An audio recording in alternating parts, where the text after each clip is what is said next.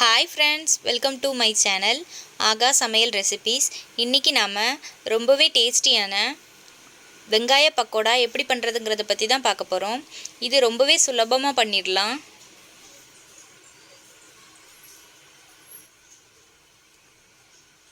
வாங்க ஃப்ரெண்ட்ஸ், வீடியோக்குள்ளே போகலாம். இப்போ நாம் பக்கோடா செய்கிறதுக்கு ஒரு பாத்திரம் எடுத்துக்குவோம். நான் இந்த கப் அளவுக்கு எடுத்திருக்கேன். நீங்கள் உங்களுக்கு எந்த கப் கிடைக்குதோ அந்த கப்பை அளவாக எடுத்துக்கோங்க. இந்த கப்புக்கு நான் 1 கப் கடலை மாவு சேர்த்துக்கிறேன்.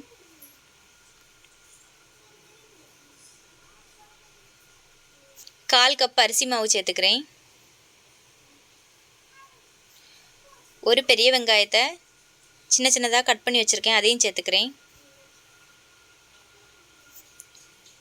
ஒரு பச்சை மிளகாவை கட் பண்ணி வச்சுருக்கேன், அதையும் சேர்த்துக்கிறேன்.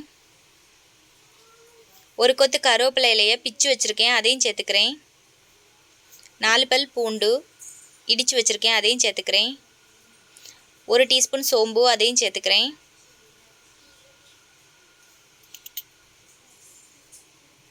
1/4 டீஸ்பூன் பெருங்காயத்தூள், அதையும் சேர்த்துக்கிறேன்.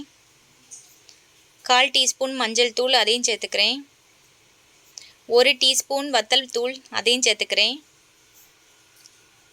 தேவையான அளவு உப்பு, அதையும் சேர்த்துக்கிறேன். இப்போ இதை நல்லா மிக்ஸ் பண்ணி கொடுத்துட்டு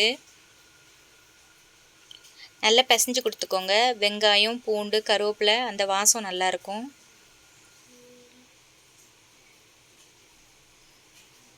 இப்போ நான் 2 டேபிள் ஸ்பூன் எண்ணெயை சூடு பண்ணி வச்சுருக்கேன், அதை இப்போ இதில் சேர்த்துக்கலாம். ஒரு ஸ்பூன் வச்சு நல்லா மிக்ஸ் பண்ணி கொடுத்துக்கோங்க.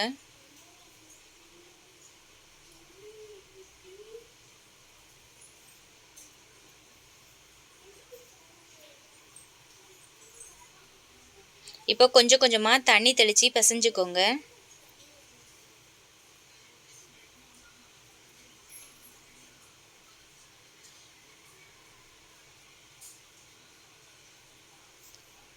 இந்த டெக்ஸ்சருக்கு வர மாதிரி பிசைஞ்சுக்கோங்க. இப்போ இதில் கொஞ்சமாக மாவை பிச்சு எடுத்து கொஞ்சம் கொஞ்சமாக உதிர்த்தி விடுங்க, இல்லைன்னா பிச்சு விடுங்க.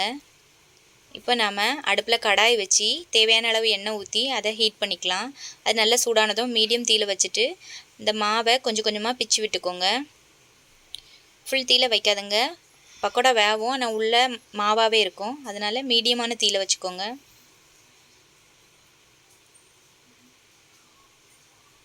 இப்போ இதை திருப்பி போட்டு வேக வச்சுக்கோங்க.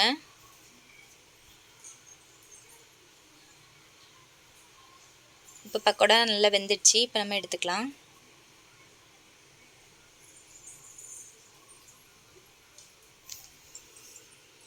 இதே மாதிரி மீதம் இருக்க மாவையும் பொரிச்சு எடுத்துக்கலாம்.